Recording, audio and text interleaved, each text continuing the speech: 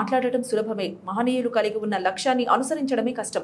జయంతిలు వర్ధంతిలు చేయడం సులభమే, వారు వెళ్లిన మార్గంలో వెళ్లడం కష్టం.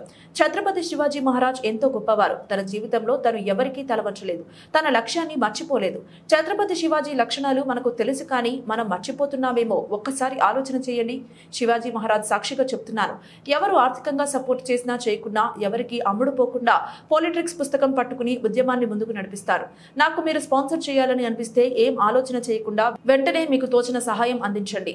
Phone pay, GPay 8790031672. Shivaji Maharaj కి ఆ మరాఠీ యోధుడు అమ్ముడు పోలేదు, ఆ మరాఠీ యోధుడు పోవడం చేశాడు, ఆ మరాఠా యోధుడికి సలాం చేయాలి. కానీ మనం అమ్ముడు పోతే మాత్రం ఆ మరాఠా యోధుడికి విలువ ఇవ్వనట్లే. ఆ మరాఠీ యోధుడికి సెల్లు మీద సెల్లు